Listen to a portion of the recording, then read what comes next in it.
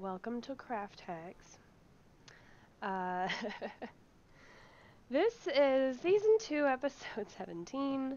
We're doing things very differently today because everybody is currently traveling home or has just gotten home from the Stream of Many Eyes, and woo, it was freaking incredible. If you don't know what I'm talking about, please check all of the awesome video on demands available, probably right down below here. Scroll down the page, uh, or there's probably a videos button right about up there.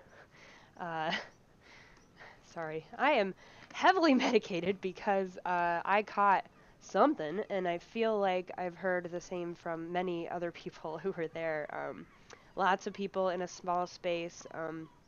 They did everything they could to take care of us, and they were very nice to us, but uh, it's basically a con crud, you know? It just happens. But it's worth it. But today's gonna be a little weird. I'm just hanging out. We're gonna answer questions. If you have any questions for me that I have not answered from you in the past, like about costuming stuff, I would love to answer them now. If you want to know what it was like being there, uh, anything about the Stream of Many Eyes, I'm glad to talk about that as well. Uh, Happy to talk about that. It was really really cool. Maybe this is the first time you've seen this show and you're like, what the crap's going on? Uh, Season 2 started where we concepted a bunch, or we did concept art here. It's right here actually, where we concepted Scrummy. Uh, this is hilarious because, as anybody who saw Stream of Many Eyes will know, it didn't end up looking like that. Some of it did. A couple pieces were pretty spot on. But we nixed the cloak. I'm really glad I did because they had hay all over the floor. And if I had a huge sweeping cape of wool behind me, it would have just filled up with hay. I mean, like the hay was stuck all over my pants because my pants were made of wool. And yeah. um, so I really think it ended up working out though. I also I finished the belt thing that we made on the first day, or on the last day before I went. I ended up not using it though because it was really warm in there. Or not warm in there. They had the air conditioning on. It was very comfortable. But you know, then you go outside, then you go in the makeup room. The temperatures are different everywhere, and you definitely can't be shedding pieces throughout the day. Especially with so many people all close together like that. It was crowded in the storage room, so the least amount of stuff you could have spread everywhere, the better. But it was really cool. I actually have a ton of behind-the-scenes video, and I'm planning on scooping all those together and editing them, and hopefully making something fun you guys can watch so you can see what it was like to be behind the scenes. I have footage of the cosplayers putting on their makeup. I have some footage of Chris Lindsay getting uh, all squared away with his cute little hat as Mert the Moneylender. Lots of fun things that you probably didn't realize were going on behind the scenes, and you'll get to see just how freaking hard everybody worked to put that thing on. I especially want to thank Greg Tito and Pelham Green. They worked their asses off coordinating all this for everybody. I'm gonna move the camera down just a little. I'm slouching, but yeah, maybe I just shouldn't slouch. Let's do better, Danny. Yeah. But yeah, it was uh, it was it was a lot of fun. I can't believe. I mean, like you put these things on sometimes and you hope for the best, but rarely do they far exceed expectations like this one did for me personally. Yeah, the folks that organized the event deserve a medal. I agree. They were amazing, and they were always around pardon, trying to make sure everybody had everything they need and were taken care of and were very comfortable. And It was amazing. It was so much fun being there, and we got to hang out with I met so many new friends. That was the other thing. I never would have guessed that just getting a bunch of hardworking, responsible, nice people together in one building for a long weekend could end up changing my life so hard, but it truly did, and I've heard other people say the same. And it was really all just because we love D&D and D, and we all have a deep understanding of how powerful, you know, I guess I'll call it like communal storytelling can be. Um, and I learned so many new things about the friends I already had, uh, or like I had had acquaintances that I got to know very well, just from being around them so long, and it was really cool. Ooh, question. Of all the new products released this weekend, which one are you the most excited about? You know, uh, I I don't know if I don't know if I can decide. I also was so busy doing things throughout the day. I actually didn't get to watch any of the whole stream. I maybe caught 5 or 10 minutes here or there when I got a chance to sit down for some lunch. But otherwise, I was either walking around talking to people or somebody's costume busted and they needed a quick fix. By the way, we all need to give another huge round of applause to Dustin Fletcher. He was brought on to help manage all the people cosplaying and performing, and he did amazing. I had never met him before, but he was so much fun to be with, and he did such a good job, and he is paying the price for it now because he is also quite sick. Um, he was the best though. Hang on, I'm gonna do some tea ASMR here. You ready, guys?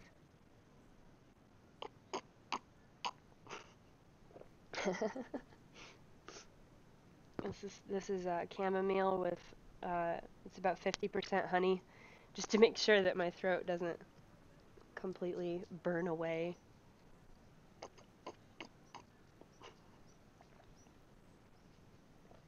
I'll quit doing that to you guys now. But yeah, it was really really cool. And another thing, I had never been I mean, I'd been to a Ren fair a few times, obviously. But obviously. Why did I say that? But I had never seen a LARP. I've never been to a LARP. I've always wanted to go, but I've never really had a friend group that did that sort of thing. Um, it was amazing watching these people just pull role play right out of their ass. I mean, obviously they're very practiced at it and very skilled. But that's something I've never even attempted to do.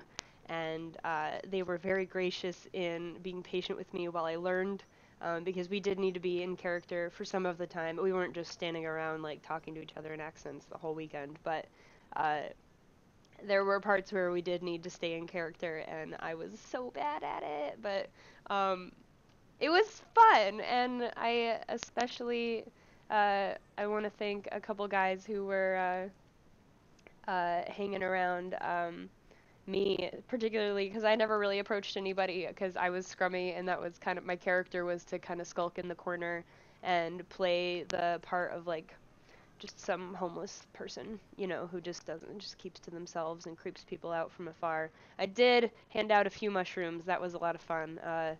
A couple people were like, "Huh? What?" But check that out on Twitter if you haven't. I posted a bunch of pictures. I got selfies with people uh, that were also dressed up. They all looked amazing. They looked so good. And the combat, sorry, I'm very excited about the staged combat. It was super cool, and I only got to speak for a second or two to one of the people who were a part of the organization. I want to say that they called themselves Creative Combat, and forgive me if I just completely effed that one up, but they are amazing. They said they're online. I haven't looked for them yet, because I only got home yesterday and then went right to bed. But uh, They were so skilled, and I've dabbled in HEMA. That's historical European martial arts. For anybody who doesn't know what I'm talking about, that's where you take the fake swords and you're sparring. Lots of fun, very hardcore exercise. I'm looking forward to picking that up again in the very near future. Actually, now that I'm done with all my costuming for a while, I'm going to be taking some time off here to do some fun personal projects that I've been pushing to the side, but also getting back in shape and training with the longsword again, so that'll be super fun. And I'm re-inspired to get back into HEMA because, oh look! There is Oboe Crazy with the link to Creative Combat Fight Performance Team. Yeah, linked and everything. Oh, Oboe Crazy. By the way, Oboe Crazy was there. She looked great, and she said her costume got lots of compliments.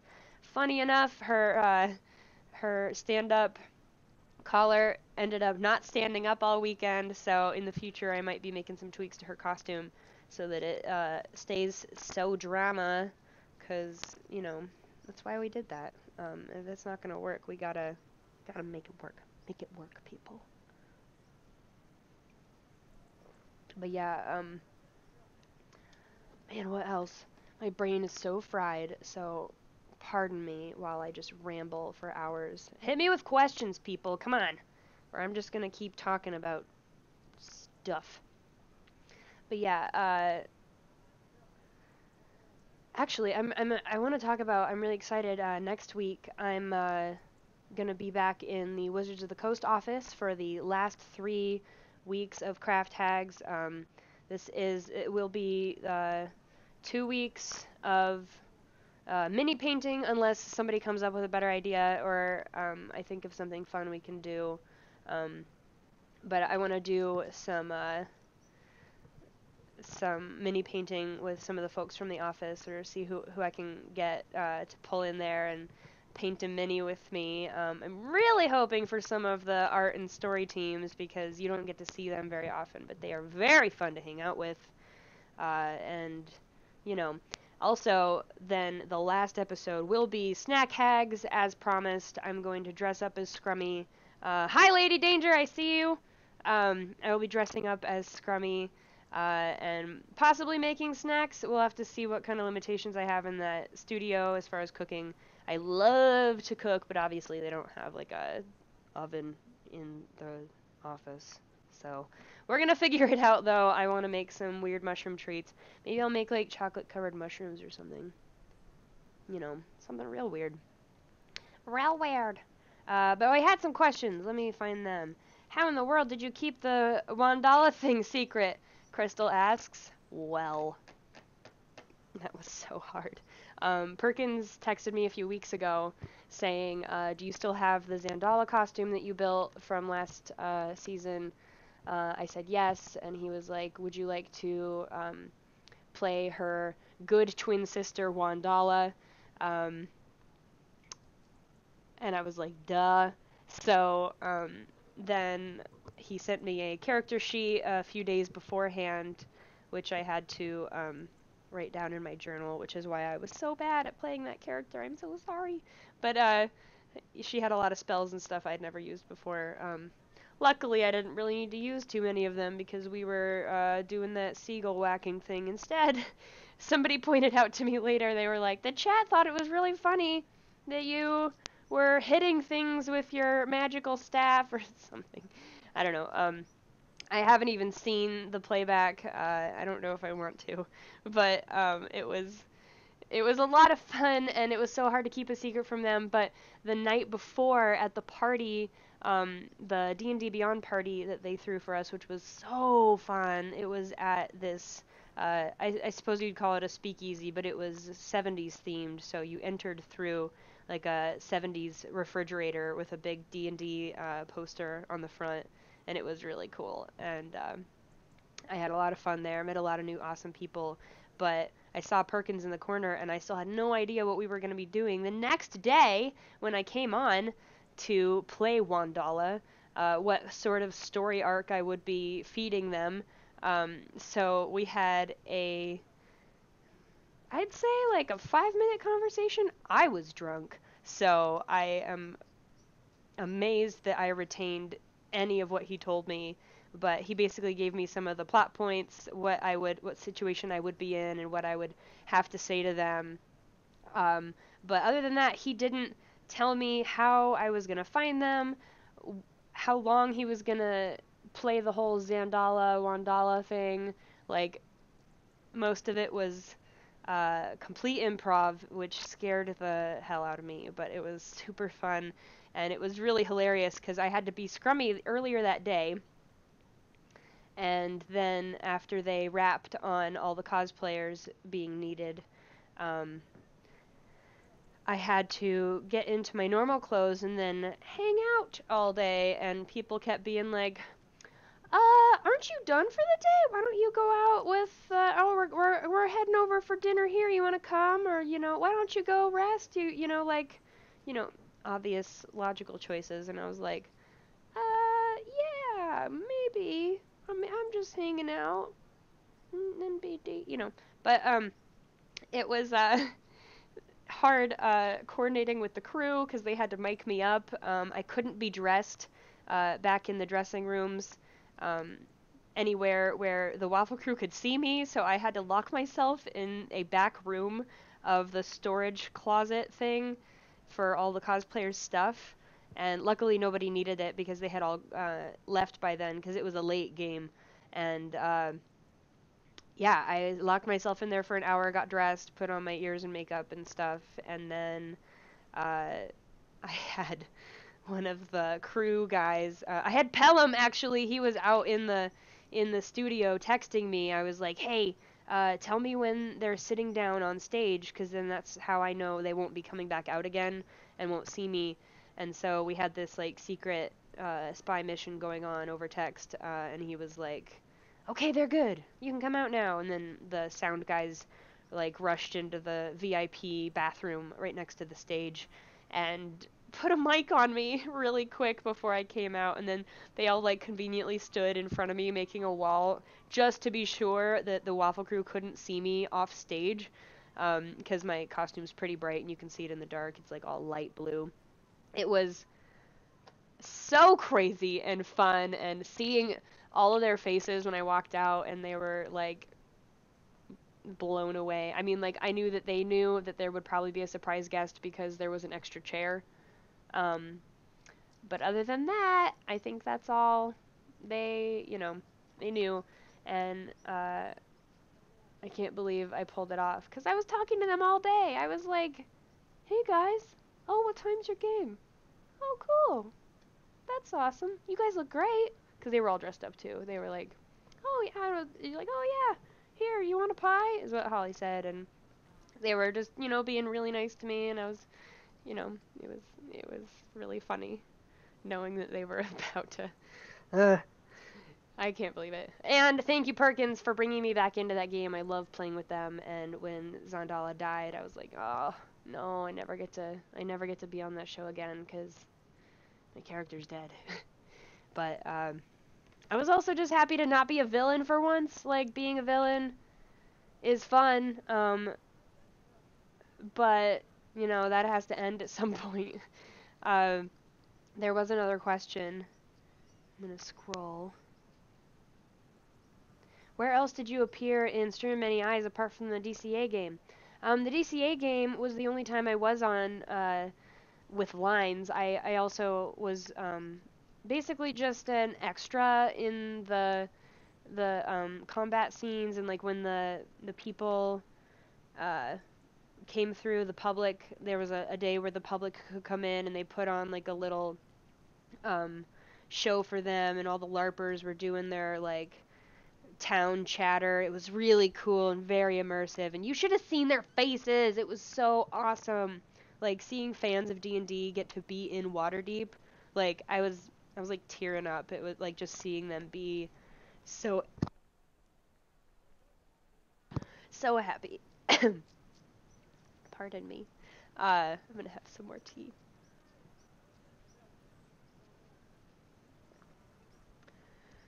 Oh, that hits the spot. Pure honey. Yeah, I couldn't believe how good everything looked too. I think there was a ton of people involved that built different props and costumes for the whole show. Um, it was a shame that we didn't get to showcase them all uh, real hardcore because they did amazing work. I'm bummed I didn't get to help as much this year as I normally would have on these sort of events, but doing craft hags was actually kind of what booked me up, as well as life stuff um, in general. But yeah, hopefully they do it again next year. I can't see why they wouldn't. Um, I wonder how they're gonna make it bigger and better. That would be awesome. More questions.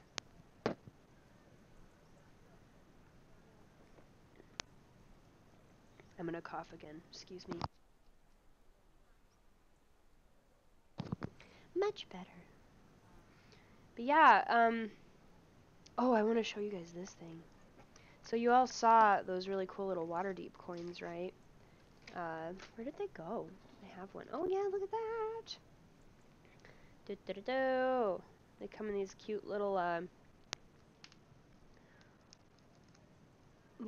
little holder things. But yeah, they're like they're not even chocolate. Like, yeah, so nice. There's a dragon on one side. They're called dragons. The money in Waterdeep is called gold dragons. Uh, I'm not gonna pretend I remember the name of this guy right now, but like, these are like a substantial piece of metal, and I got a couple of them. But also, I feel extremely special because Nathan was handing out these larger ones. If I remember correctly, what he said was that, oh, for the love of, hang on, I made a mess, you guys. So what I'm doing is turning this into a necklace, and I've already threaded a bunch of thread through it, and then I just like yanked on all of it like a dumb, and now it's in a huge knot, so I'm trying to clean off the knot before I show it to you because it's really cool. Hang on, we're almost there. There, anyway. Da, da, da, da. This, look how thick this thing is too. It's heavy. And what's it called? Let me find this is the little package it came in. Let me read it to you. Stream of many eyes.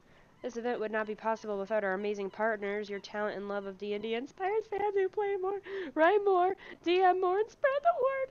Anyway, please accept this Harbor Moon, a rare Waterdeep coin, as a small token of our gratitude. Nathan told me that they are worth 5,000 of these little ones, like lore-wise, not like manufacturing costs probably, but yeah, holy crap balls. This is beautiful. I can't believe it. I'm totally making a necklace out of it. I'm probably going to face it this way and do like a friendship bracelet style cord weaving. Like, I'm going to use this sort of cord. It's like braided, waxed cord. And then like sew in, or weave in these little beads. They're really ornate little gold things that match. And then make like a little thing that hangs down, so it'll be like a really cool kind of choker. I'm really excited. I want to wear it all the time. But yeah, I feel really lucky. I also just got to know Nathan a lot better. That was really cool. You know, just people from the office that you don't get to spend a lot of time with because they're all so freaking busy trying to do everything they can for D&D, and then you know, I'm lucky I get to spend the time with them that I do. I saw a question, but how tasty were Holly's pies? Oh, I know. Uh, I I heard from a lot of other people that they were tasty, but I put mine right back in my little scrummy bag, and then got undressed and forgot to try it because I think I didn't do it because I had the tooth lacquer stuff on, and I was like, this is either gonna take the tooth lacquer stuff off, which usually doesn't happen, or it's gonna taste weird because of the tooth lacquer. The tooth lacquer did kind of, like, you could taste it if you ate stuff. That stuff was weird. But it did the trick. It was really gross. I would, like, be glaring at people, and then they would be like, smile, and I'd be like, and it was terrifyingly gross, so they were always like, yeah. Lady Danger says she's gonna put hers on her pearl hat, but she thinks it's too heavy. Yeah, that's a toughie. I mean, obviously it would look great on a lot of things, like a headdress. But yeah. Oh, it's Sandala. It's me. Yeah, circlet would work too. That's true. Man, like a really cool, like, elven wrapped wire looking thing. That would be awesome. Somebody said tooth what? If you go to PPI.com, I think it's something like that. Google PPI special effects makeup, and you'll probably find their website. But I think that's where I got the tooth lacquer from the brand called Fleet Street. And it's like nail polish, but for your teeth. And that's how, like, they had, like, one that's black, so you could, like, black out a tooth if you wanted to look like you were missing a tooth. But for scrummy, I used the nicotine, and I can't remember what the green one was called, but it was green. And I just kind of, like, spread it all over my teeth, so my tooth looked rotten. Oh my gosh, Oboe Crazy is right there with a link. If you are into effects, makeup of any kind, that's a great site for some really quality products that I enjoy using. So check them out if that's your jam. And thank you, Oboe Crazy. Yeah, people are saying they wish they could go to the. Oh my gosh, it's Vivid Vivka. Hello. I also got to meet Vivid Vivka at the stream. I had never met her before, but she is incredible. She's so much fun to hang out with. She the best, and she makes really good faces when you take selfies. She's my style. I like her. But yeah, what was I talking about? Oh yeah, somebody said they wanted to go. I really hope that they open it up or figure out a way to involve more of the fans next year, because I know a lot of people either couldn't afford to go because it was it was ticketed. I think that was specifically to make sure that it was a quality time for the people who could afford it, because there was not a lot of room. Like, if we would have made it like a cheap ticket and then everybody showed up, I think it would have been a disaster nightmare of some kind. But yeah, I mean, like, I really do hope that the team can figure out a way to make events for the public in the future, because I know a lot of you would have really liked to be there and meet all of these amazing people that we get to work with and do stuff with. So I'm going to mention it in the office as much as I can, just to try to make that happen, because I want to meet more of you too, you know? Thanks for stopping in, Vivka. I love you.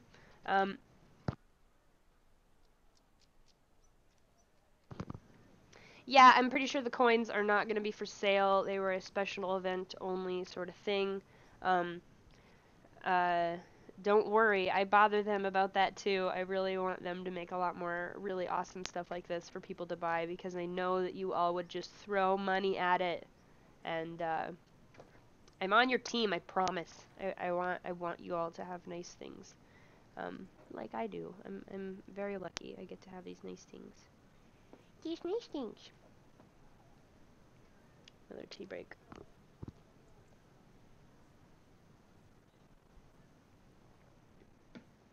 And I know some of you might have just gotten here and might have been like, what are they even doing? Well, usually on this show we make stuff, but we just got done making a lot of stuff, and then we got done playing with all that stuff that we made and having fun with it, and then now we are all ill and tired, and so we're talking about it and having a great time going over all of our amazing memories. I'm still holding out for D&D PJs, says Obo Crazy. Yeah. I want leggings, man. I'm a legging girl, and I needs me some drow leggings or something, you know. Like, don't they have like really cool Blizzard ones? I know that like there are like unaffiliated people who make a lot of like Overwatch leggings that look like Tracer and Widowmaker and stuff like that. It's too bad that the characters aren't like translatable through legging, but maybe some of them are. You never know. Or maybe we should just get like class-based or yeah, I think like class-based leggings would be fun. So like Warlock leggings would be like tie-dye black and green, or that's what I would want. You know, paladins would be like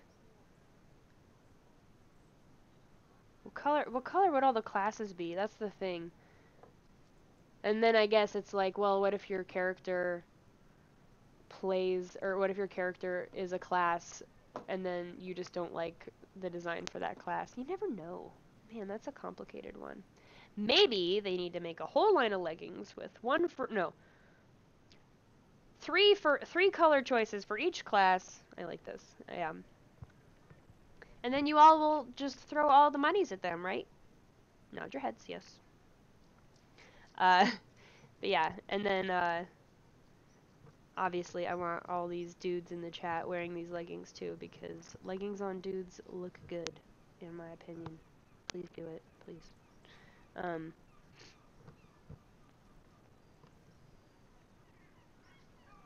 saw another question, but maybe I'm wrong. I'm really hoping that this isn't like just an awful craft hags for you guys, because I know I'm not being like the most entertaining. Wow, it says there are 300 of you. That's hysterical. Why are you all watching this? But yeah, again, if you're in the chat. Oh my god, do you hear seagulls? That's an inside joke from the show I was on this weekend, in case you're like, why is she like freaking out about seagulls? I want to really quickly talk about Sirenscape, because they are the people that we use, the program that we use for all of our awesome background noises on this show, and they are great if you're a DM and you want to add in some sound effects to immerse your players. They've also got, which I don't play on this show ever, they have some of the like music that they play on, or they have played in the past on Critical Role, like some of the really creepy music to like get people like scared.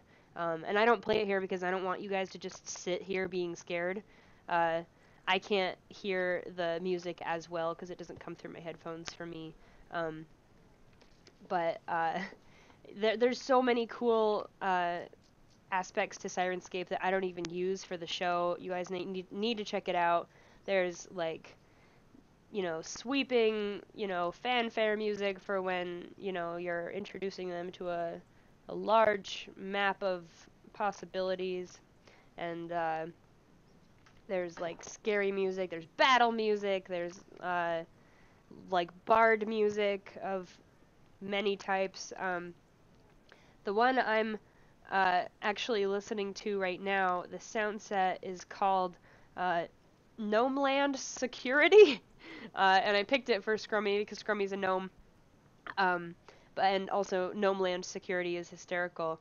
But it's really cool because you just, there's different presets that you can just go through if there's an adventure being taken place in the story there. and it matches a plot, like, here, look, oh, look, here we are. That's like the first one, and then the second one's like, oh, there's trouble, and then like the music comes in, and it's crazy, and then it all seamlessly like transitions between each other too. It's really awesome, and cheap. It's so worth the $12. I think it's even just $6 if you only want the fantasy sound sets. They have sci-fi sound sets too, which I don't use here, but I should. I don't know why I haven't done that. But it's really warm in here. Maybe I'm getting a fever. I'm gonna go shut the vent really quick before I start sweating like crazy.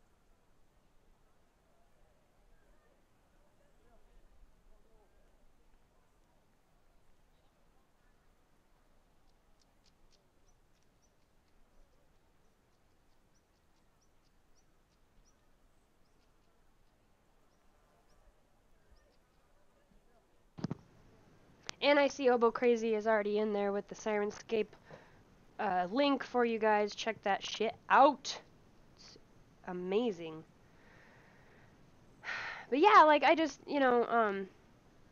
like I clicked on No Land Security today. I was like, what does this even sound like? Because I'd never used it before. And I clicked Happy Gnome Town, which is the first setting on the list. And then like 12 sliders just automatically moved on their own. And the only ones it's playing from like the probably 15 different sets of no. Wow, there's like 30 of them. They're crazy. There's so many, just as a part of this one sound set. But it's playing Happy Town Life, so that's probably all the like birdies. And then Happy Festival Chatter, which is the people you hear in the background. And then Happy Gulls, which I didn't even see at the beginning, but there they sure are. I hope you can hear them if you can't hear the gulls.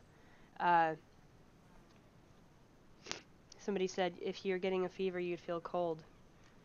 You're probably right. I'm sick. I don't know what I'm talking about.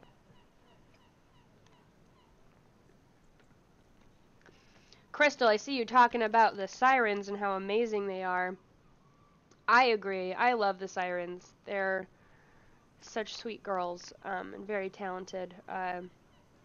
Hopefully someday D&D starts putting out soundtracks with these books, the way video games make soundtracks for their games, because I know y'alls would pay for that. I would. Need to get some people up in there. How did your contacts hold up? Did you feel any irritation? That was a really good question. No. The only thing that happened with my contacts that I was unhappy about was my eyes got tired from wearing them.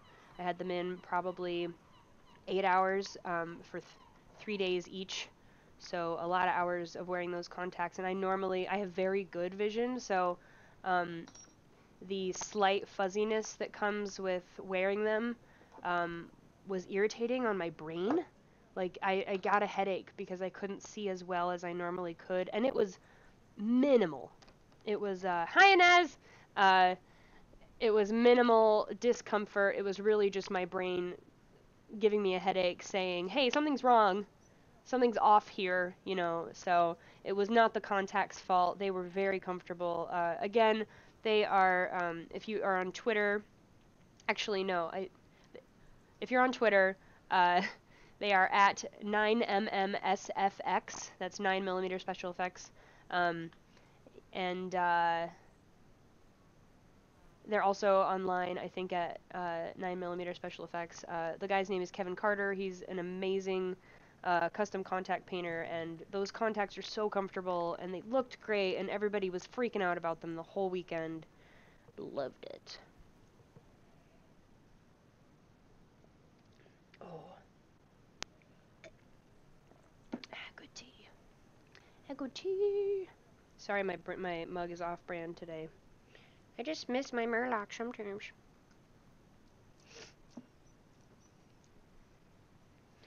But yeah, hit me with more questions. Justin Ross says, I just wish they did more than like 4 songs. Yeah, I think They were putting those together very last minute as well. Everybody was working extremely hard, day and night, getting all this stuff ready. A lot of it wasn't planned super a long time ago. Um, I think they definitely would benefit from starting earlier next year, but they did so amazing. Obviously, you can always use more time, but they did a great job, and I do really hope that Sirens get to make more songs together. They're really good. Somebody said, did you have to make any emergency alterations to anything? Well, actually, I almost did. My pants ripped several times. I was doing a lot of crouching and like hopping around in a squat position. And I had a tear that happened around my knee. On the side, it was just where the serger hem, it just gave way. It was, the hem was fine. It was the fabric that busted. So I'm probably going to do some like messy stitches across just to keep that hole from getting any bigger. But I think I had another rip like in my crotch area, but luckily I had a lot of skirts going on so nobody could see. I hope. I need a Sirens Band t-shirt. I agree. Witchy Char. They need to get on that. We need the merch. We need that merch. But yeah, are there any pictures of your scrummy? There are. They're on my Twitter. That's at Danny Hartel. I haven't been posting to Instagram like a very bad girl, and I'm gonna fix that right after I'm done today. I'm actually even gonna write that down because my memory is not good right now. I normally don't take medicine, so when I do, it makes me dumb. See, now I'm too dumb to find a writing utensil. Just, okay. If you guys, if I don't do, oh no, here it is. Here, oh, got it. Up. Insta. I won't forget now. But yes, they're all on my Twitter. The Craft Tags Twitter might have some too. I am drawing a blank on what I have and have not done since I got home. How is it to be back on DCA, Danny? Like, it looked like so much fun and also very stressful. Laughed my ass off. Yes, it was. It was stressful lying to them. It was stressful being on, too, because I only just got that that character a couple days beforehand, and then the briefing on my job in the story the night before at a party. So it was quite stressful. Oh, hey! What do you suggest is the best material to use when making fake armor? So it's going to depend on how durable you want it to be. If you want it to be really hard, I would say Warbler. If you want it to be flexible and less likely to break, I would say EVA foam. Kamui Cosplay, that's Kamui Cosplay. She has a lot of awesome books about how to use Warbler.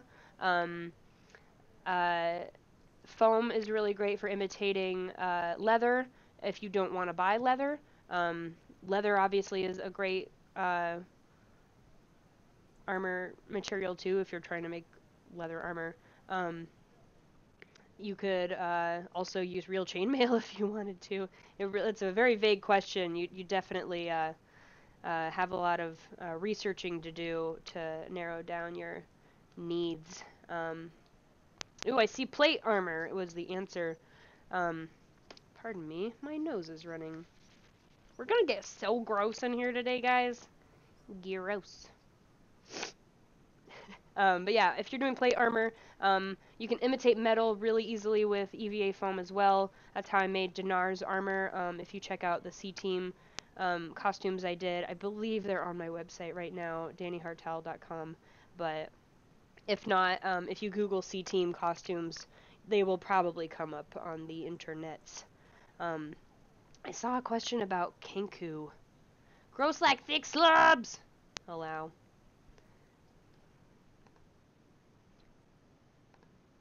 Let me find that Kenku question. And actually, I have such an answer for you, person. I have such an answer. You just hang on to your tail feathers. Because, let me find you. Svalbard. I'm busy making a cosplay of my Kenku character, and I was just wondering if you had any tips for making her talons and tail. I am going to drop a link right in here.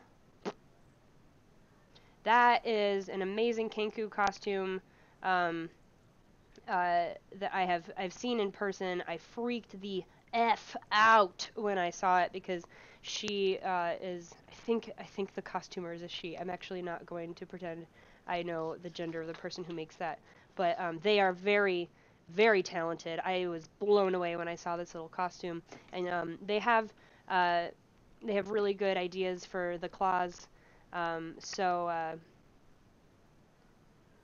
Check that out, that tutorial. That's like a whole it's the master post of all the tutorials that person made on how to make that costume. I was blown away. I'm sure you guys have seen it before.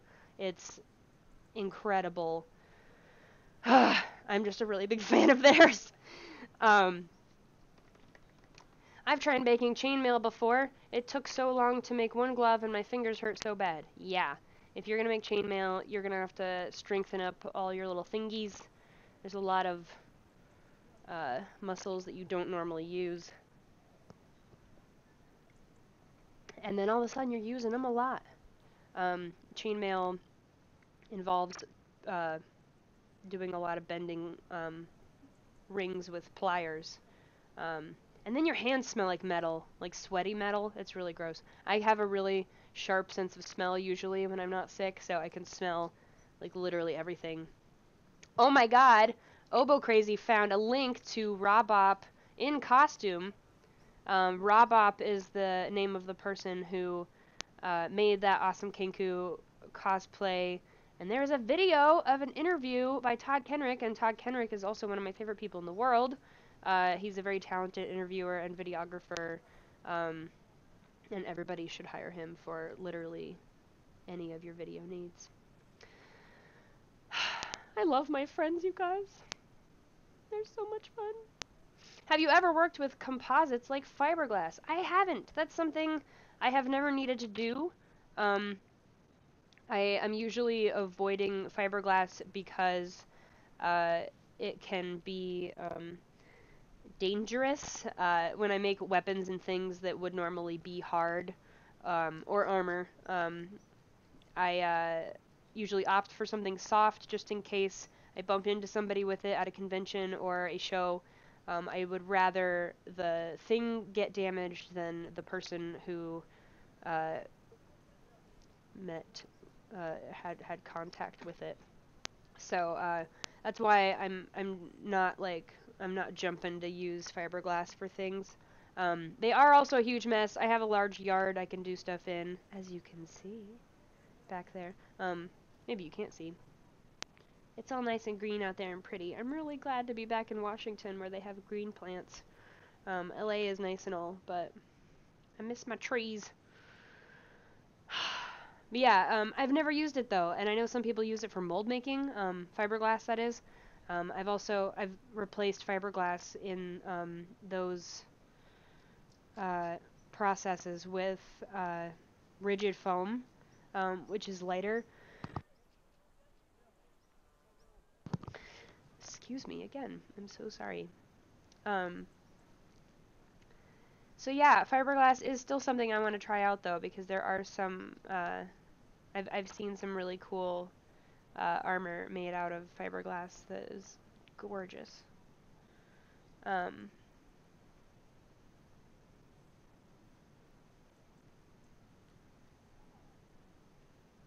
Have you ever used garter stitch yarn for chainmail like they did in the Monty Python Holy Grail movie? I have not.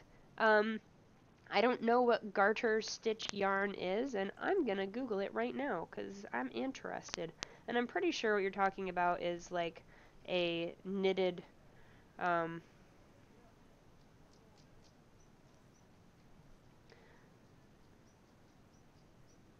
a knitted thing. Yeah, okay. So it's a knitting pattern that when you use uh, like metallic thread, or you could probably paint it. You could probably paint the yarn.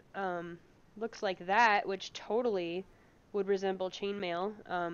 It does work. I I would love to try that.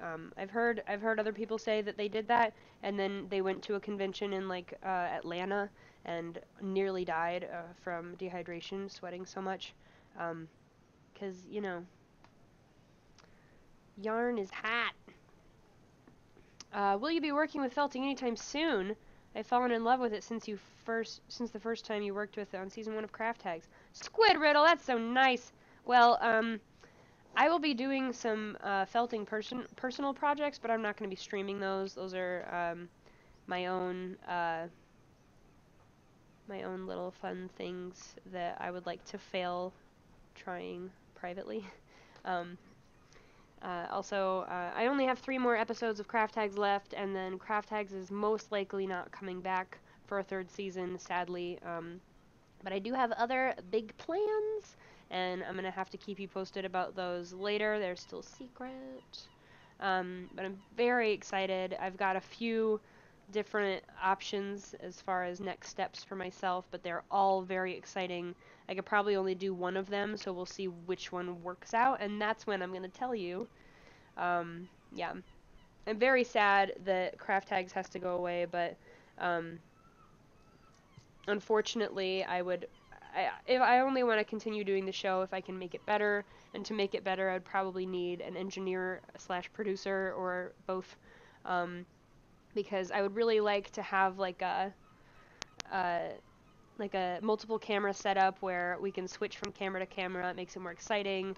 Also, I freaking, you know, obviously I have technical issues, uh, and I can't monitor them while trying to create the content here and focus on everything I'm doing. It's so difficult and stressful, and I love hanging out with you guys. I really do. And you guys are literally the best part of Craft Tags, and I'm so glad I got to know so many of you through this, but it's it's becoming hard to balance life at the same time too, because it takes a ton of work to just put this together. And I know this looks like a really simple little setup, but like the planning and like most of everything is coming out of pocket, and I'm absolutely sad. I mean, happy to be doing that. Like this is what I want to be spending my money on.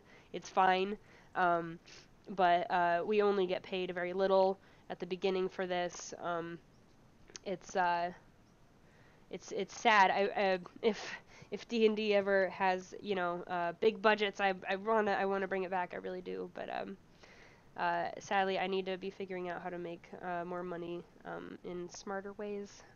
So and but that doesn't mean I won't ever stream again. I can totally hop on and be like, you know, I'm working on this fun thing this afternoon. Come hang out with me, sort of stuff. So I will be around. I'm not disappearing. Um, and also, I do want to get back into video. Video's a lot more my speed. And I'll still be doing costumes for Penny Arcade.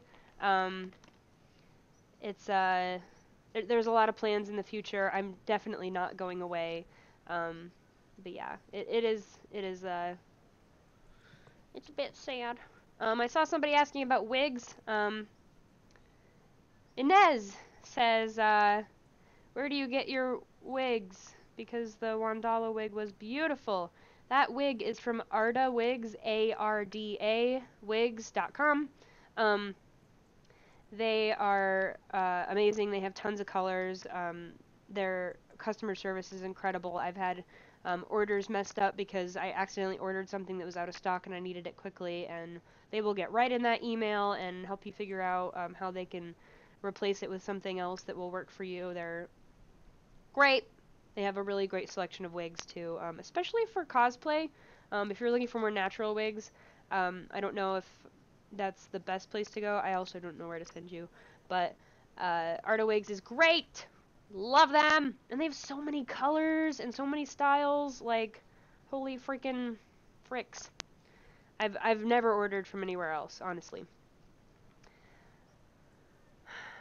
I totally saw other questions. If you decide to do some one-off streams, would you have to rebrand or still be an affiliate of WotC? You know, they have told me I'm welcome to stream on their channel in the future, so I don't see why I couldn't schedule a small thing to stick in the schedule and do it right here on the channel again.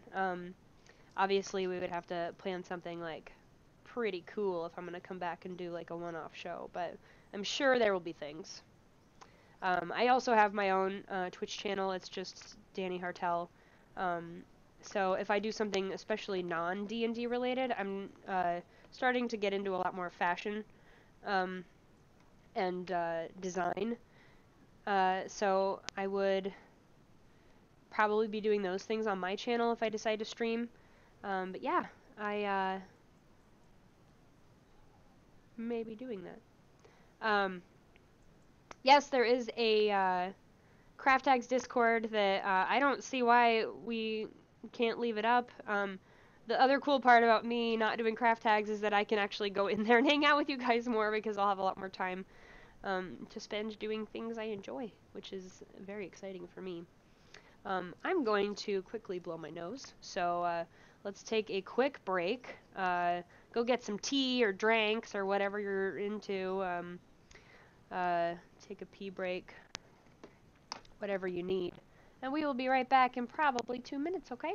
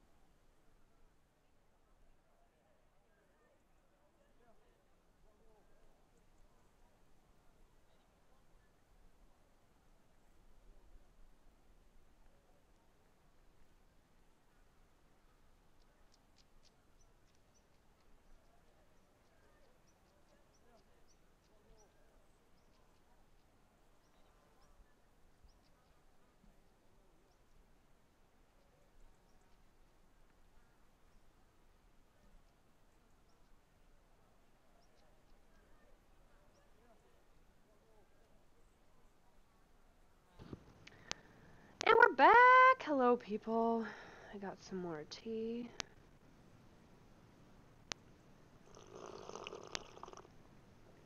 I know that's what you guys came here for. I'm sorry, I'm being obnoxious. So, I see you guys talking about a fashion line in the chat. And I guess I'll let a secret out. I have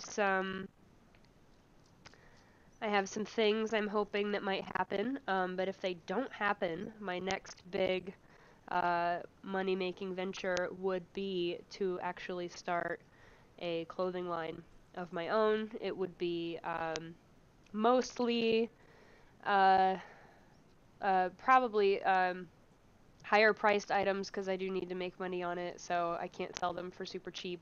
Sadly, I know I want you all to have one. I wish I could just give all these away for free. I really, really do. Like, I really just want everybody to look good. But, so they would be like higher end designer type items that probably would be made out of alpaca wool. Alpaca wool is hypoallergenic and much softer than normal wool. I've been doing a lot of research on this. Um, and I've sourced some local wool places. I've made the website and everything already. I'm not even going to tell you what it is, but the social media is all ready to go just in case this thing happens. I already have a business license. So that would be my next big freelancing thing. I would probably also be making a lot of cool accessories for people who can't afford the bigger items. So like, you know, I don't want to give away too many ideas, but jackets, comfy pants, and then like bags, men's cool little belt strap pocket things, actually very much like some of what Nate Wants to Battle was wearing this weekend. I stopped him and was like, hey, I like your belt pouch. Please wear that all the time. I'm trying to start a trend. That's the good shit.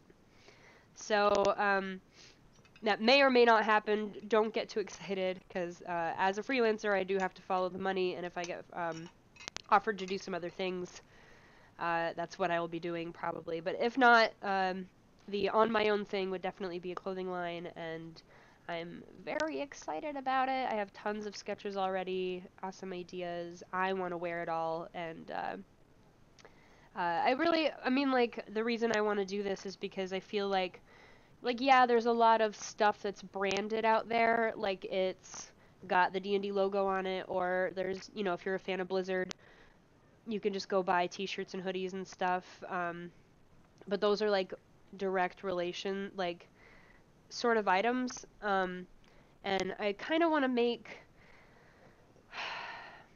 I guess I would call it, like, clothing that's inspired by fantasy, but, like, if you walk into a room, you're not gonna just have everybody turn and look at you and be like, oh, was this a Ren Fair? I didn't know. Like, I don't want you to stand out that much, but I do want there to be details as a part of these pieces that make one think of fantasy characters like elves and wizards, drow, witches, a lot of the things. I mean, it's already kind of becoming a trend, like witch aesthetic is a whole thing, especially for girls, but I also want to do items that are for all sizes of people specifically, but also all genders. It's going to be very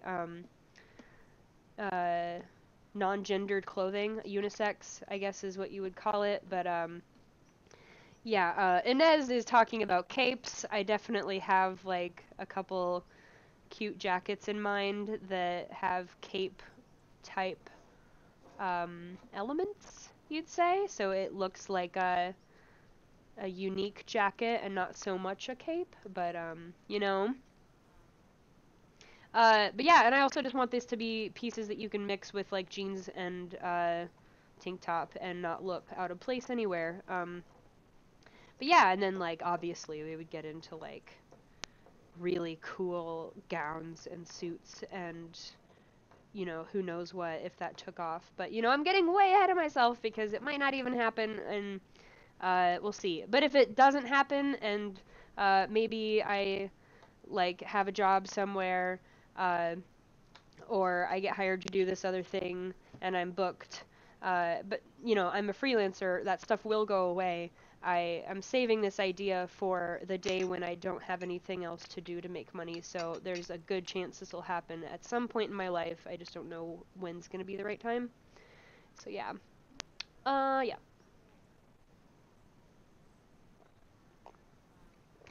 Nom, nom, nom, nom, nom, nom. Oh, you guys are excited about it. That's super nice.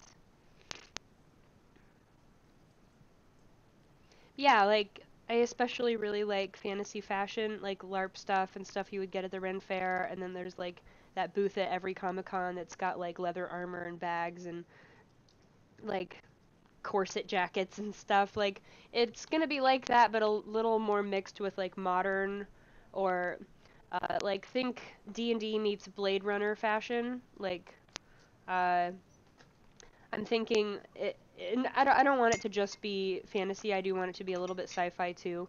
So, but yeah, I'm excited. And somebody actually said as long as they aren't tight, it's fine for me. That's a big thing. I do want these to be like I only want to make a couple, like I want to make like 3 sizes, so I'll make like a super tiny, an average, and a super huge for all sizes of people, shapes, you know, and then these designs are specifically meant to be drapey or adjustable so that it fits whatever body type you have. Kind of like the wrap dress, you know, women like the wrap dress because it'll fit you no matter what you look like, and a lot of people look good in them. I'm trying to design things that'll look good on a majority of people, not just the majority of average people. Um, so I'm really excited. I really think that this is a thing that I would buy, and that not a ton of people are doing. I've seen some people doing this, obviously, but you know, not like I would do it. But yeah, hit me with more questions, guys. We got about 50 more minutes, and if you guys don't have questions, I'm gonna end this thing. Just kidding. I'll hang out. But yeah, I really hope that happens at some point in my life. If not now, then later. Oh, this tea is hitting the spot, you guys. Yum, yum, yum.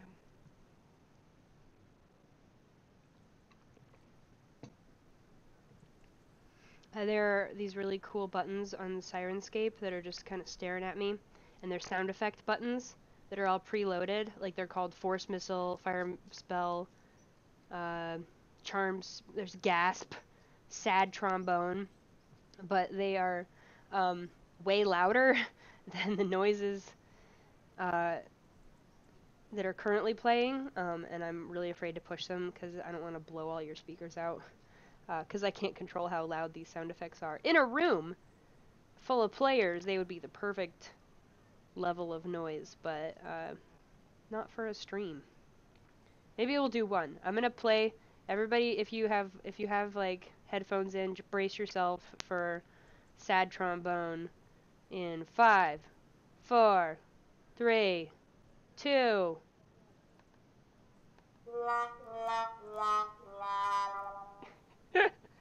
Tell me if that was way too loud, and if it wasn't way too loud, we'll do some more. But I don't want to torture you guys. What's your favorite craft you've ever done? Oh my god. I don't know. Oh, they're saying it was fine. What's your favorite craft you've ever done? I think it's gonna have to be all the felting. Basically anything felted. Uh, the felting's really fun, and you can make just about everything. Witchy Char says, I just got a new sketchbook today. What should be the first thing I draw? Ooh. I'm gonna tell you to design a brand new character that you think nobody's ever seen before. Do that. I think that's like the coolest part about D&D is finding a way to invent a character. I did it this morning. Not that I think nobody's ever thought of this before, but I was totally like, oh man, I want to do a freaking what was I talking about? I saw the coronation gown, from, I'm blanking on all of the details, but there was a coronation gown, and it was, really ornate, tiny beadwork all over it that was in, like, really specific mathematical looking patterns, and I was like, wow, this is like some gnome tinkerer costume design shit, and I want like a whole NPC that runs their own atelier and, like, you know, makes crazy good stuff. Oh, Death Knight wants to hear Charm. Charm spell! Damn.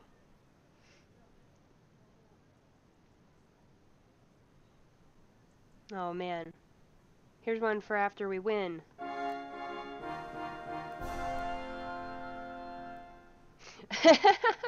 Arrow and flesh? Let's hear that. Ew. Oh, they're different! Ah! See, that's amazing. I'm pushing the same button over and over, and they vary. That's really cool. Um, the dragon.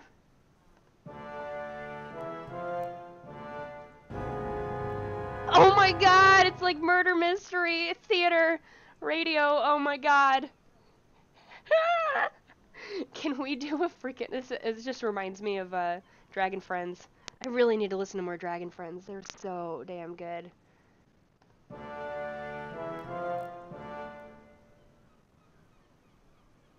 That was called the Half Dragon? Oh, that's the full dragon, I guess. Dramatic note? Man. It's like a movie up in here now. Yeah, Sirenscape's amazing, you guys. I really should, Arrow and flesh. Message for you, sir! Oh my god. I need to watch that movie again, too. I think I might do that today. I'm taking a few days off after this, and I think Monty Python needs to happen again. 'Cause it's been a minute since I've seen Holy Grail. And there were Holy Grail references being flung about by the LARPers this weekend, and I miss that movie. I love it. Now make a song with them. Yeah, can't do that. I'm not a composer.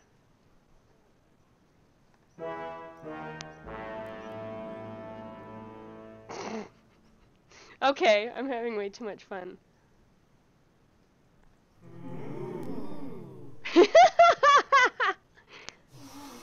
Ooh, gasp. That's funny. God, this is amazing, you guys. I just want to play with Sirenscape all day. Ask me more questions!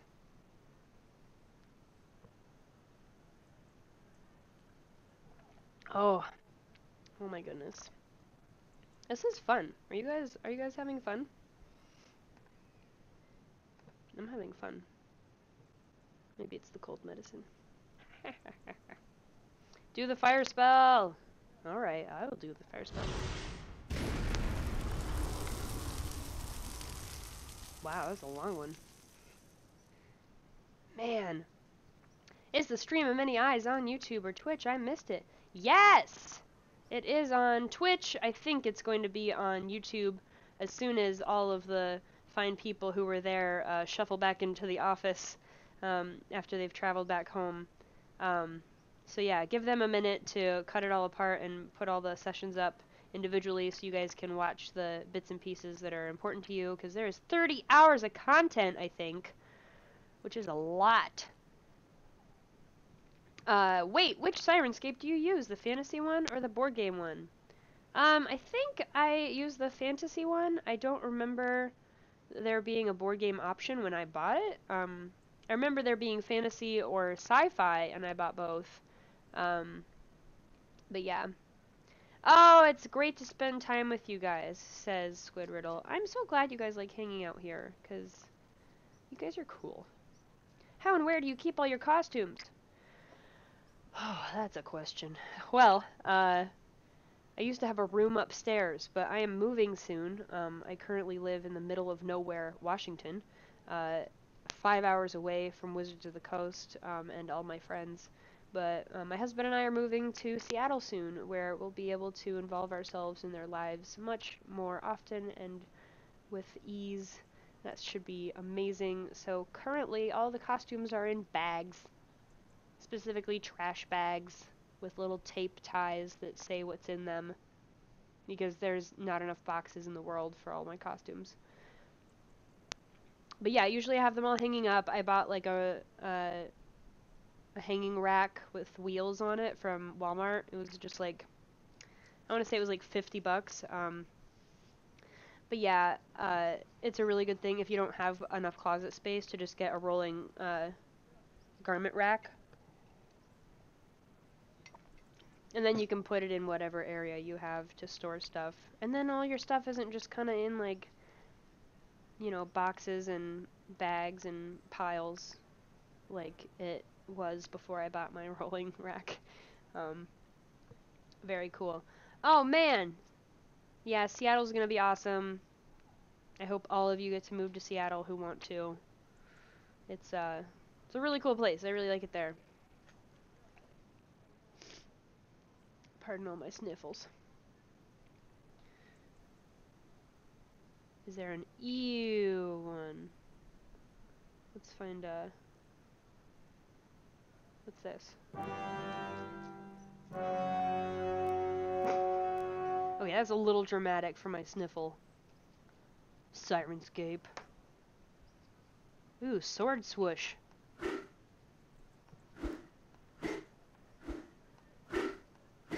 Sword swishes. Sword clash?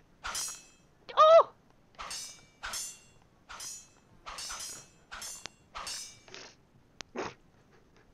What's your favorite villain archetype? Oh my god, you guys with the crazy questions today. Man, villains are cool. They're just like, I always preferred villains to heroes, honestly, because like, I mean, obviously the hero has something that they're fighting for, you know? It is stereo too. It's amazing. Uh, where's the huzzah? Oh no, you guys, there's a gnome button.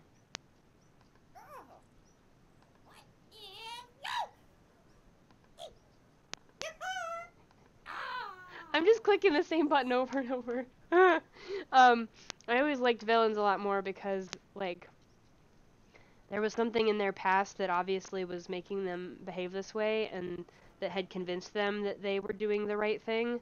Uh, and that's what interests me, I think. Um, Ooh, another question. I need to rewatch all your streams, but just randomly, where do you or anyone here recommend for finding the best elf ears? Oh my goodness, I like mostlydead.com. I remember it because of the Princess Bride reference. He's not dead, but he's mostly dead. Um, but mostlydead.com has a lot of great prosthetics, not just ears, but they have a ton of different ears too, like different um, sizes, shapes. They've got crazy big ones.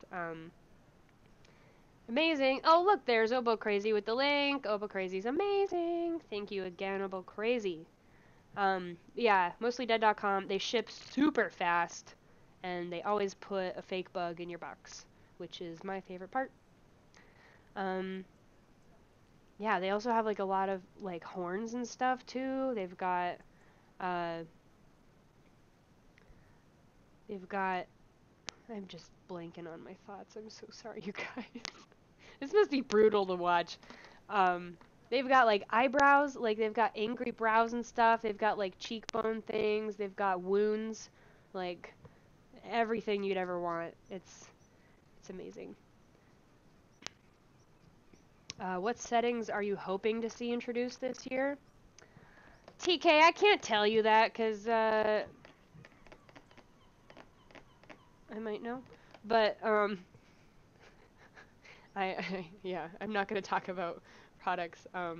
My husband does a lot of work on the concept end of these products for D&D. He does art for them. So I get to hear about some of these products like 2 years in advance. So I have all the secrets, you guys. So many secrets. I'm sitting on a ball too. I don't know if you could tell that I'm moving around a lot. I'm sure you could tell, and you were like, what is she doing? I'm sitting on a yoga ball. Oh man, there's those seagulls again. Whack! That was so much fun. I can't believe I rolled that d20. Oh no, wait. In case you haven't seen it yet, I'm not going to say any more. Yeah, TK, you almost got me. Oh, somebody collects real bugs as a hobby. That's awesome. Ephemera, I would like to know if you collect real bugs in a live situation, or are they the pinned kind? Um, yeah, they're not pigeons. I don't think I could hit a pigeon in front of Holly, and in a roleplay setting in the game. I do not condone the whacking of birds of any kind, or any other animal for that matter. Don't do it, guys.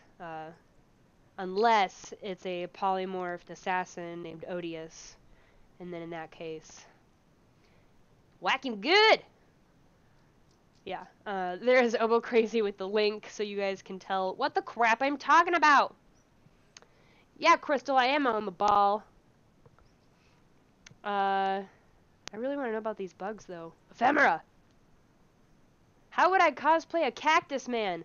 Whoo! Well, my first major creature suit was the Leshen from The Witcher 3, which is a large forest spirit made out of tree bark. And what I would say to you is do it like I did. This might cost you a little bit of money, but there's some products from Smooth On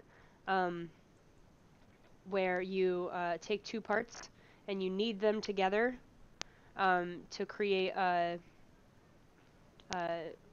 chemical reaction that then it begins to cure, and before it cures, you put it on a tree. This is how I made the Leshen. So then you end up, it hardens, and then you just pull it back off the tree. And then you have a perfect mold of the tree. You could do this with a lot of things, but if you found a cactus that had like a really cool texture you liked, you could always mold it, and then you take flexible foam. I can't remember the name of it right now. This is all stuff from the Smooth On line. I love using Smooth On products, but I basically made fabric out of the flexible foam stuff just by having that flat. I put my feet down so I can use my hands. Flat, like mold that you took from the cactus, and you would just pour the foam in, like in a flat sheet, and then as it rises, it thickens a little bit, and then you would have a perfect cactus sheet, and then you just can cover yourself in those. If you want like really realistic stuff, obviously, and also it would depend on like what kind of little thornies it has. Like you might not be able to mold some of those, especially like the really really dense hairy ones. Um, it would depend on what kind of cactus man you want to be. Otherwise, I mean, you can always build these out of foam and then just stick like little pieces of like fishing line in your foam so that they look like those little spines, thorns, whatever they're called. I don't know. Cactus thorns.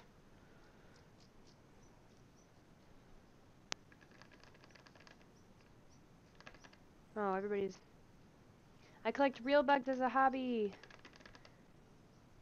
Both I raise exotic praying mantids live, as well as the pinned insects. Yeah! I have some pinned bugs myself that are very beautiful. I really wish I could collect more. We have a really good dead things corner in our house where we have these little like glass boxes and stuff with a lot of skulls of different animals and bits of nature that we've collected. We're kind of science nerds here. But yeah, we've got like a pinned bug. I've never even seen it before, like, or again, except for the one that's on our wall, but it's like this big, huge, I don't know, beetle type thing, but it's got these huge orange wings. I'm not gonna pretend I know what it is.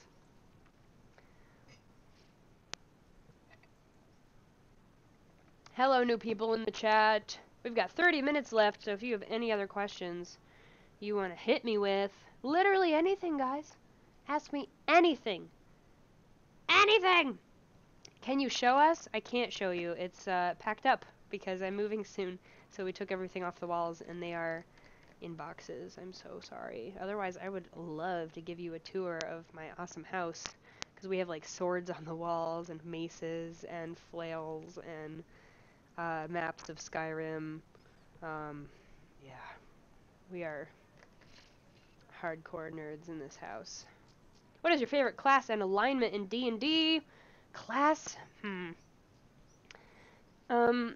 Well, my main character is a warlock. I don't actually get to play her very often.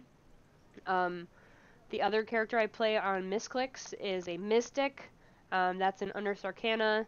I really liked playing that. I would love to homebrew the heck out of it because I feel like it could use a lot of tweaks personally. I'm not saying it was badly made or anything. I'm just saying I would love to tweak it into something a little different.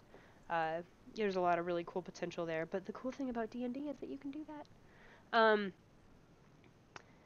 What else? I don't know. What I really want to do is play like a necromancer type, like, character. I don't know. There's so many. There's so many things I want to do in D&D. There's a lot. I could talk about that forever, so we won't.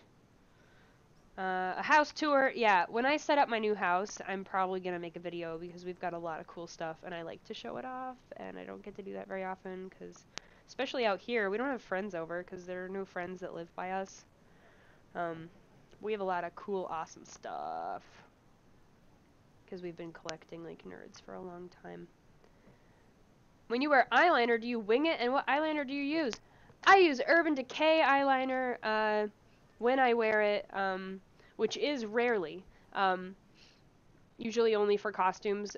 Personally, I'm not a huge fan of eyeliner because of its sharp line. I usually like to do like a faux eyeliner, which I guess you... I need more tea. I like to use black eyeshadow and like a primer that keeps it still instead, because then it's like a softer look and I feel like it looks a little less makeup-y. I don't know. I'm always like looking for ways to make things look a little bit more natural for my personal aesthetic. But yeah, I really like Urban Decay's eyeliner and I always wing it. I've been making felted eyeballs, but I have no idea what to do with them now. Do you guys have any suggestions? Okay, I want a crown of eyeballs. I want a necklace of eyeballs. I want a jar of eyeballs. I want a bag of eyeballs. There's a lot of... I want eyeball rings. Oh yeah! A beholder. There's a place you can put a lot of eyeballs. Necromancers do offer so many possibilities for props. I agree. When I played Guild Wars for the first time, Guild Wars is like my Warcraft. I love Guild Wars so much. I'm actually probably gonna play a lot of Guild Wars 2 tonight, because Guild Wars is kind of my lifeblood. When I can't play D&D with people, it's and plus all the fashion. It's so nice. You guys should check out Guild Wars if you like D&D, and you want maybe a slightly more realistic take on fantasy than Warcraft might offer you. I also enjoy the game more than I enjoy Warcraft, and I'm really not trying to poop on Warcraft because I like that too. Um, and it's like a one-time pay thing, so you don't have to feel bad if you don't have time to play it for a while. I am moving to Seattle, Inez. You're not that forgetful. Let me make sure I haven't missed any great questions. Not that any of these questions aren't great. That came out wrong.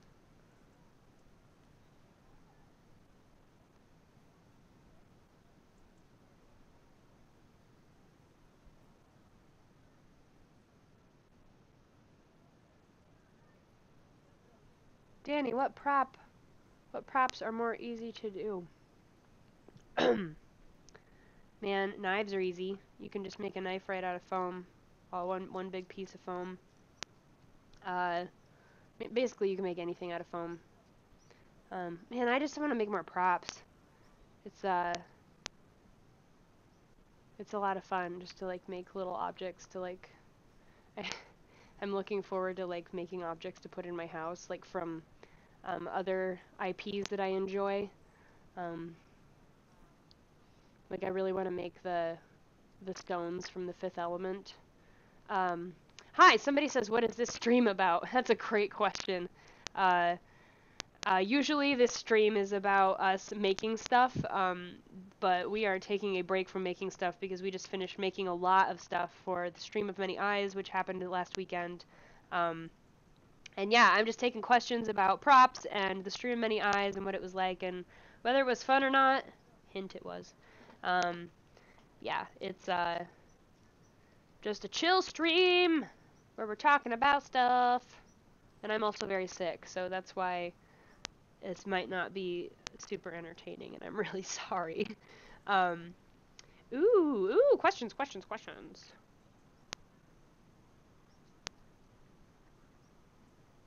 Crystal says dragon eggs are super easy to make. She's right. If you had 2 weeks to create a LARP character from scratch, what would you do? Probably well, if we're talking about like a D&D LARP, because that's kind of, I mean, I guess it depends on what kind of LARP you're talking about, but let's say it's a D&D LARP. I would make a drow of some kind. I've always wanted to dress up as a drow, and they don't have a lot of crazy extras. Like being an orc would probably be harder because you have to figure out how to do like the teeth and the ears and the, just make yourself look like an orc. Yeah. Drow are also just something I have not gotten to explore as much as I would like to. I was so excited to dress Cthulhu for C-Team stuff. He is so much fun to paint up like a drow. I love it, and I really wish more people would paint up themselves like drow, because like drow come in a ton of colors. They're, I mean, if you don't like worship the rules. Drow can come in a lot of colors. Same with Tieflings. Tiefling's another one that I really, really, really want to explore so hard. And I haven't gotten the chance yet. But good thing that I get to play D&D for the rest of my life. I'll have plenty of chances. Probably Tiefling or Drow. I also just really want to buy some of those hoof boots from Chaos Costumes. Because they're gorgeous. And I want to try walking in them, like really, I really do. Hey, somebody said, drow make me nervous, blackface is not cool. Yeah, that's kind of why I did more of a bluish tint on Cthulhu. Obviously, there are, here's the thing, guys, like, I definitely wouldn't recommend just painting your face black. Like, definitely, check out some makeup artists that have done some cool fantasy makeup on YouTube. There's millions of examples. You can add in other colors. You can, like, they don't have to be black, like the color black. I'm not talking about the ethnicity, I'm talking about the color, because I do see a lot of people when they dress up as drow, their first thing you think of is, well, they have black skin or dark skin, so I'm just going to take one color and cover my body in it. And You can do a lot of variation in the skin tones and stuff. You can add in reds and purples to really get it really far away from that. So just please don't be scared. Um, and like if you're being respectful, like come on, if people are gonna give you a really hard time about that, like they're looking for problems and you don't need to listen to them. Like if you're just having fun, you know, try to just have fun and ignore the people who are trying to make it about some opinion they have, you know.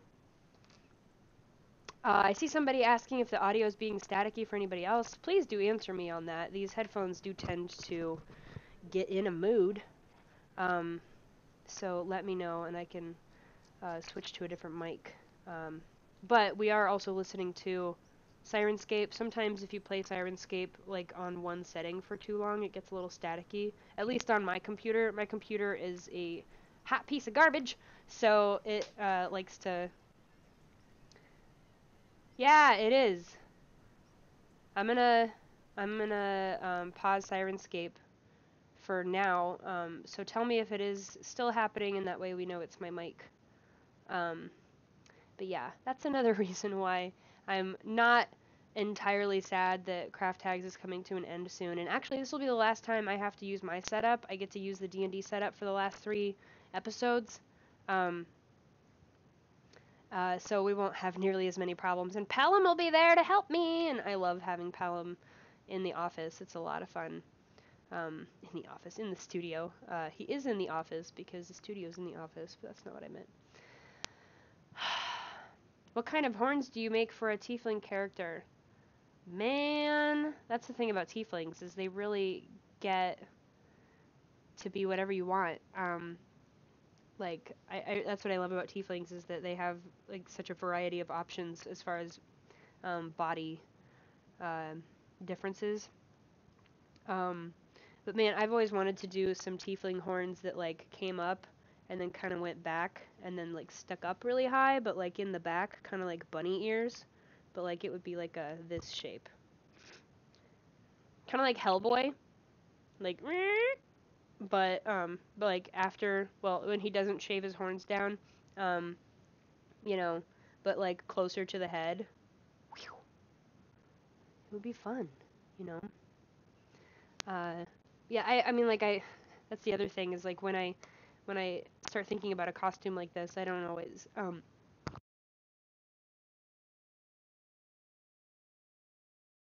excuse me. Um, I what was I saying?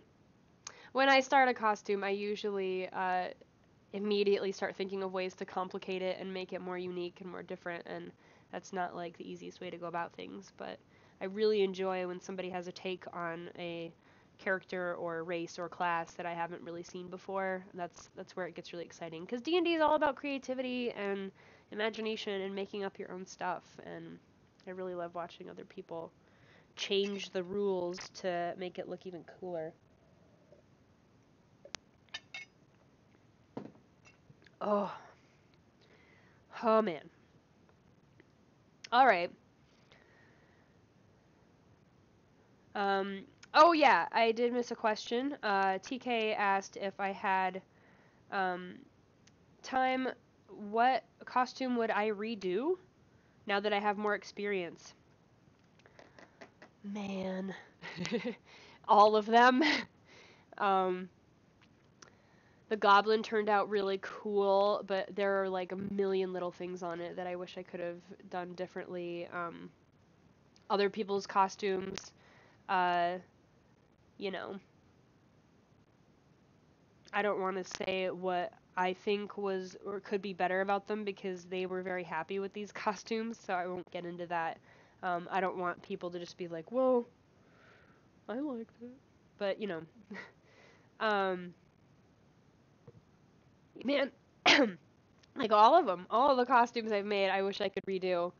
Um, if there was I see somebody say, which D&D monster would you make a cosplay based off of that wasn't humanoid? Well, I think that would depend on whether or not you think Nothics are humanoid. I really enjoy Nothics. I did a painting of one who had been slain by a halfling and his mastiff mount. Um, I still have that painting, by the way. But he is like swinging a Nothic head over his shoulder. It's really cute. Um, and bloody and gross, like, the things I like. I really like Nothics. I really wish I could make a Nothic suit. Um, but they do have, I mean, if you're talking really not humanoid, well,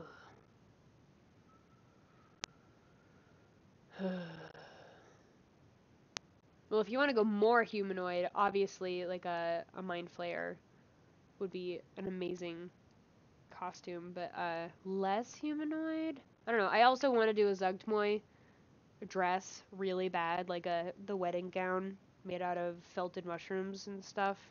Um, I don't know, but monsters are like if I could make like a really cool monster suit, like let's pretend that I had Stan Winston Studios to help me build this thing. It would probably be oh my god. I am blanking, but Drizzt cat. Um Somebody's gonna remember the name before I can. But his like leopard thing with the tails, the tentacles. Somebody's any minute now. The panther that man, I'm so sorry, you guys. But yeah, there's just so many though. Displacer Beast. Thank you. If anybody remembers the name of that Displacer Beast, I'm gonna be. Oh, Gwen Weaver. There we go. We're there. Thank you guys. You guys are the best. Do you have a gallery of all the costumes you've created? And if so, where can we see them? Hansel, man. I haven't seen you in a while. How are you? DannyHartel.com is where I keep my portfolio. I also used to be an illustrator, and I'm not remembering if I took down my illustration or not. So I'm gonna check it out so I know what I'm even talking about right now. Yeah, my costumes and my illustration are there. Yeah, I don't think all the costumes are in this because not all of them were my favorite. And this is kind of where I keep my portfolio. So, because it's a portfolio, I take out the worse stuff, you know. But yeah, I should have like a book like a digital booklet that people could look through if they wanted to. Maybe I'll put that together at some point. Also, it would just be fun to see like where I started and if they've gotten any better since then. Hopefully they have.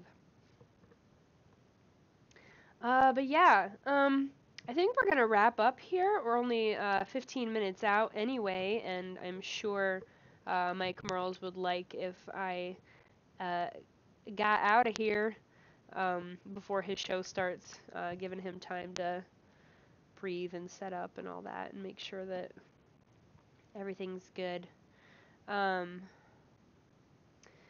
Kenjia asked Danny if you have to make a costume of one character of the lore of D&D, what character would you like to do? Definitely Zugtmoy. Definitely Zugtmoy. She is the queen of mushrooms and fungi. She's like an alien creature made of mushrooms, but she's gorgeous. Everybody go check out Tyler Jacobson's painting that he did of Zugtmoy. It is in Mordenkainen's Tome of Foes. It's beautiful. I love it very much. And I really want to develop like my own take on it because a lot of the ideas that he painted wouldn't work super well like in a physical object that you have to wear because she's got like mushrooms that come out of her head and are like these huge headdress. And that would be something to pull off if I could, but someday, when I have nothing to do, definitely Zugtmoy. Actually, I want to show off again my Zugtmoy tattoo. That's not the best way. Nope, not gonna work. Never mind. There it is. It's her symbol with the half skull and all the mushrooms blooming out of it. I just really like Zugtmoy a lot because her main goal is to infect everybody with spores, and then um, I'm also kind of like rolling in Myconid culture here because um, they like mind meld with each other, and that's how they share experiences. So everybody in a Myconid community understands everyone because they've literally shared their feelings with each other. And I think that's like such a cool idea for a culture, like really getting to a point where you you can just be so honest about everything. Like if you're obviously like not being a total turd, there should be nothing to hide, right? And if everybody could be honest enough to communicate all of their feelings with everyone, like I feel like that could be like that would be such a cool culture, and I really hope I get to DM an Out of the Abyss game at some point because I would really love to explore all these ideas of that kind of culture. Uh, I'm obsessed with it. I'll stop now. Uh, but yeah, um, definitely Zugtmoy. Any last questions? I'm gonna start wrapping up here, so throw them in if you think of one. Um, but yeah, I want to thank Sirenscape for all these cool noises and everything. Let's do one more. Which one should we do? And I want to thank Crystal. There's the Discord in there. That's where everybody hangs out. If you want to talk more about costumes or D&D or anything, make friends, set up a game with people in there, or just show off something you've made, that's the place to do it. And I want to thank Gobo Crazy for being an amazing mod. She's always there to help out and make me look real smart and professional sometimes. So I like it. Yeah, and check out the Stream of Many Eyes. All those videos are going to be going up on YouTube soon as the people in the office get around to separating them all and posting them for you lovely people to enjoy. Otherwise, they're all here on the Twitch channel. Go to the past broadcasts and videos, and they will be in there. And you can see me on Dice Camera Action playing a surprise guest, and you can figure out why we're talking about beating seagulls. We promise we're not abusing animals, for real. But yeah, next week this will be here Monday at probably 11. I think we're moving the time to 11 every week, just to make it easier to set up in the office because Greg Tito has a show in the exact same studio right after me, and they have to change everything around and probably clean up my mess. So we're gonna do it an hour earlier so they have time to properly prepare and get comfy before they do their own business. Coming up next, right on this channel, is Mike Merle's Super Happy Fun Hour. So hang out if you want to see him do stuff. I'm going to go drink tea and probably nap and watch Holy Grail and play Guild Wars 2 and get better. Yeah. I think that's all I have left to say. You all have been amazing. I love you all so much. And there's that sad trombone for you one more time. Goodbye, everybody. Have an amazing day. I love you. Goodbye.